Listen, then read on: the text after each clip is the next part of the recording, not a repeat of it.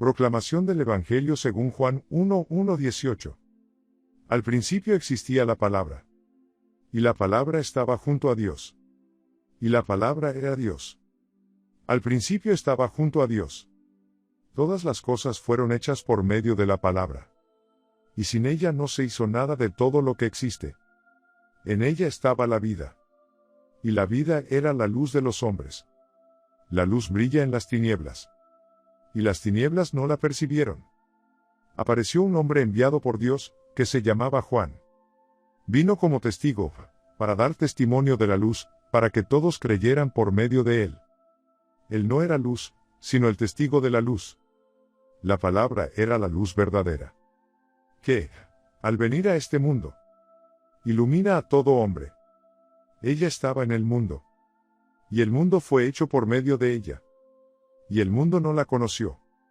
Vino a los suyos. Y los suyos no la recibieron.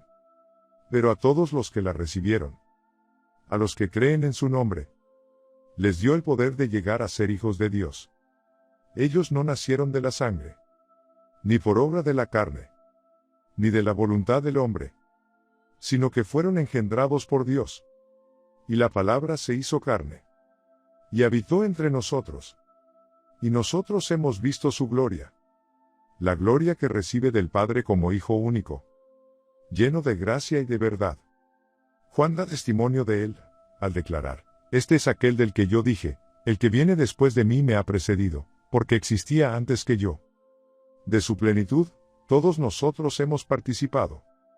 Y hemos recibido gracia sobre gracia. Porque la ley fue dada por medio de Moisés. Pero la gracia y la verdad nos han llegado por Jesucristo. Nadie ha visto jamás a Dios. El que lo ha revelado es el Hijo único, que está en el seno del Padre. Palabra del Señor. Gloria a ti, Señor Jesús. Reflexión. El pasaje que acabas de escuchar es del comienzo del Evangelio de Juan. No se menciona a Belén, a María, a los pastores, ni al establo ni al pesebre. Entonces, ¿por qué leemos este Evangelio el día de Navidad? La historia de Belén se contó durante la misa de medianoche de anoche, o durante la misa vespertina en algunas parroquias. Pero hoy, por así decirlo, vamos a analizar el significado más profundo de esa historia. Después de todo, ¿quién es ese bebé, tan pequeño, tan indefenso? ¿Y por qué proclamamos su nacimiento? Él es la palabra de Dios.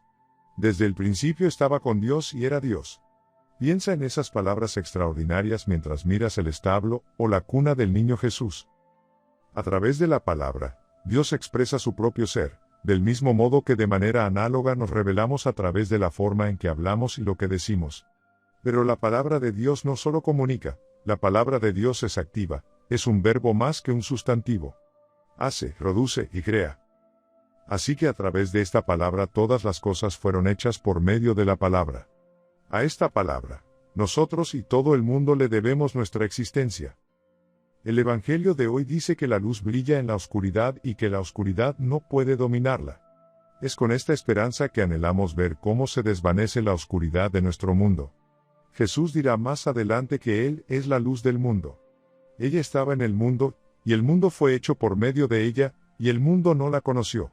Vino a los suyos, y los suyos no la recibieron. Y la palabra se hizo carne, y habitó entre nosotros. No dice que el verbo se hizo un ser humano sino carne. En el lenguaje de Juan, carne se refiere a todo lo que es débil y pecaminoso en nuestra naturaleza humana. La palabra vino y se insertó plenamente en ese mundo. Mundo tiene dos significados en los escritos de Juan. Significa, en primer lugar, el mundo en general, nuestro planeta y todo lo que hay en él.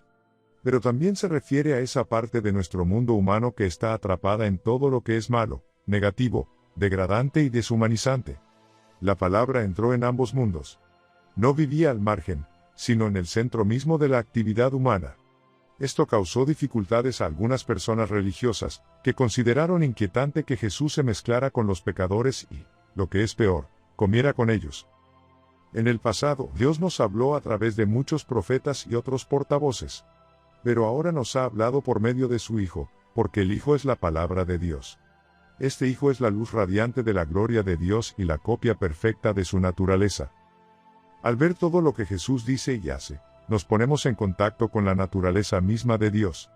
Nació en la más absoluta sencillez, sin muchas de las comodidades de la vida que daríamos por sentadas y que consideraríamos esenciales, lejos de casa, rechazados por todos los lugares de refugio de la ciudad, visitados por pastores que eran marginados, despreciados. Un buen ejercicio sería pensar en el nacimiento de Jesús en una situación similar en nuestra ciudad actual.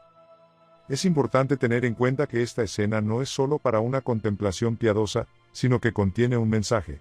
Dios se ha convertido en una persona humana como nosotros, ha venido a vivir y trabajar entre nosotros.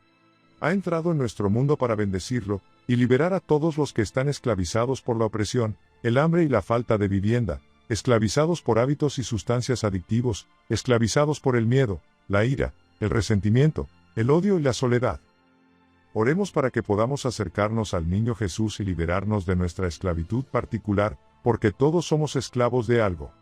Pero, más que eso, como hermanos y hermanas de Jesús, estamos llamados a trabajar juntos con Él para ayudar a otros a romper las cadenas de sus esclavitudes, de modo que, en palabras del profeta Isaías, todos los confines de la tierra vean la salvación de nuestro Dios.